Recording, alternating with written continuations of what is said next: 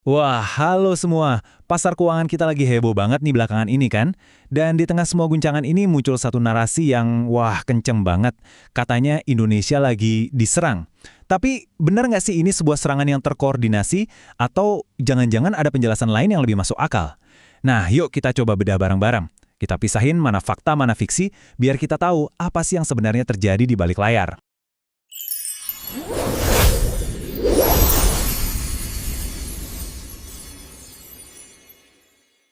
Jadi ceritanya tuh dimulai dari sini. Ada satu berita yang jujur aja bikin kaget. MSCI, ini salah satu pemain terbesar di dunia indeks, tiba-tiba kasih warning. Mereka bilang ada kemungkinan peringkat pasar saham Indonesia bakal diturunin. Nah ini dia, pukulan pertama yang bikin pasar langsung goyang. Dan kayaknya itu belum cukup. Nggak lama kemudian datang lagi pukulan kedua. Kali ini dari Moody's, lembaga rating kelas dunia. Mereka juga ikut-ikutan nurunin outlook utang kita dari stabil jadi negatif. Waduh, ketidakpastian makin menjadi-jadi, dan beneran deh kita bisa ngerasain banget sentimen pasar langsung berubah jadi cemas. Terus akibatnya apa? Ya, bisa ditebak. Pasar modal kita langsung amburadul. Bayangin aja, ada potensi miliaran dolar dana asing yang bisa cabut dari sini. Situasinya tuh benar-benar terasa kayak krisis. Pertanyaannya sekarang, kok bisa sih semua ini terjadi dalam waktu sesingkat itu? Oke, biar kita benar-benar ngerti nih apa yang terjadi, yuk kita coba putar waktu sedikit ke belakang. Kita lihat kronologinya satu persatu. Coba diperhatiin, seberapa cepat semua ini terjadi. Dimulai dari peringatan MSCI. Besaknya Goldman Sachs sama UBS langsung ikut-ikutan nurunin peringkat. Belum selesai, pejabat penting di BI dan OJK malah mengundurkan diri. Nambahin drama, seminggu kemudian, jeger, Moody's kasih pukulan telak. Dan gak lama setelah itu, FTS Russell juga nunda review mereka.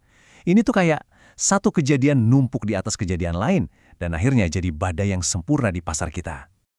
Nah, angka ini nih yang bikin ngeri. Coba bayangin, 13 miliar dolar.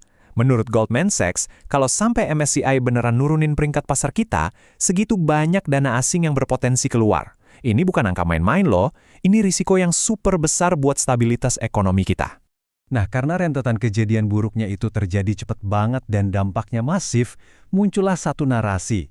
Narasi yang kuat banget dan langsung viral di mana-mana buat ngejelasin ini semua. Katanya, ini bukan lagi soal analisis pasar biasa. Ini adalah sebuah serangan yang sudah direncanakan. Dan pusat dari semua teori konspirasi yang beredar itu intinya begini.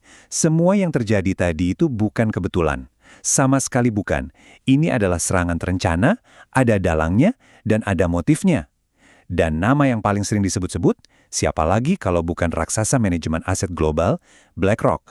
Tuduhan utamanya tuh simple banget dan gampang banget dicerna. Katanya gini, MSCI sengaja bikin pasar anjlok biar BlackRock bisa nyerok saham bank BUMN kita pas harganya lagi murah banget. Gila kan? Narasi yang gampang banget dipercaya dan cepet banget nyebarnya. Oke, stop dulu. Daripada kita ikutan ke bawah arus drama dan narasi, gimana kalau kita coba main detektif-detektifan sebentar? Kita cek aja datanya langsung. Kan, teori yang bagus itu harusnya bisa dibuktiin pakai fakta, betul nggak? Jadi, seluruh teori ini tuh bergantung pada satu asumsi. Cuma satu, yaitu BlackRock ini belum kebagian jatah atau belum punya saham bank-bank BUMN kita. Jadi logikanya, kalau kita bisa jawab pertanyaan ini pakai data, ya udah, kita bisa langsung membuktikan atau justru ngeruntuhin seluruh teori konspirasi ini. Dan tahu nggak sih, ngeceknya itu gampang banget. Super gampang, siapapun dari kita bisa lakuin ini. Cuma butuh buka browser, cari produk ETF Indonesia punya BlackRock, namanya EIDO.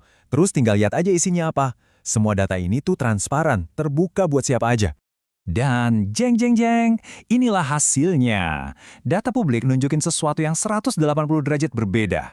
Jauh dari kata belum kebagian jatah, BlackRock itu justru udah jadi salah satu investor terbesar di bank-bank BUMN kita, lewat ETF mereka.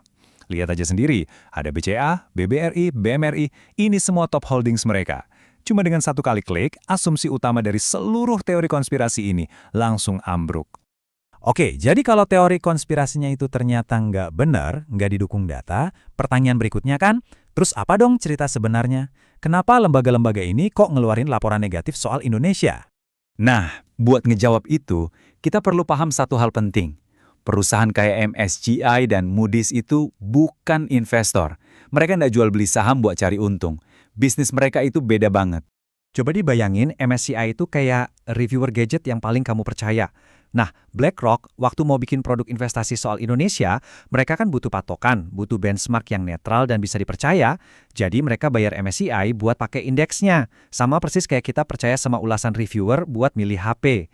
Jadi BlackRock itu bayar buat data dan reputasi, bukan buat nyuruh MSCI nyerang sebuah negara. Nggak masuk akal kan?